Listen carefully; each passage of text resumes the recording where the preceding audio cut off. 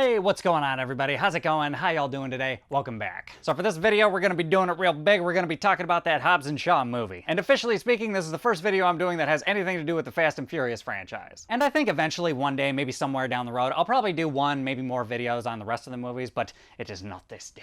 Because quite frankly, I don't really have time for that shit at the moment. But generally speaking, my thoughts on the franchise as a whole, they range anywhere from movies are pretty bad to like so ridiculous that they're awesome. And for this movie in particular, I would say it's pretty entertaining overall, but on my list of favorites out of all the 9 movies, I would say it's probably on the lower half. I don't think I really need to explain the plot of this movie because if you've seen any of the Fast and Furious movies, like, you know what's up. But just in case, it's about Hobbs and Shaw. They team up yet again to stop a supervillain played by Idris Elba from releasing a supervirus. But very early in the movie, Jason Statham's sister is in the movie and she gets injected with the supervirus, then it turns into this like race against time before it releases. And Idris Elba is trying to track them down. Meanwhile, they go off on a couple of side missions. There's some new characters that get involved, and then yeah, you know what's up. This movie is packed with action, charisma, funny moments, and a whole lot of what the f moments. Or at least that's what they try to do anyway. And all the chemistry that we've had previously between The Rock and Jason Statham, that's all there. That's all well and good. They have a lot of great moments in the movie. And this movie's packed with action, packed with crazy CGI stunts and all sorts of other crazy shit. And it is quite fun, but it is a little bit overbearing here and there. It's almost like this movie is just straight up eye candy and there is very little substance to it. And there's very clearly an emphasis in the script and on the screen about family, but I didn't really like feel it viscerally like I have in the past. And on top of that, the movie is also incredibly predictable. Like, you can really easily tell what's gonna happen next most of the time. There are a couple twisties and turnsies though, and there's some really cool action shots in there that I thought were awesome. But there are some moments where the movie really does feel like it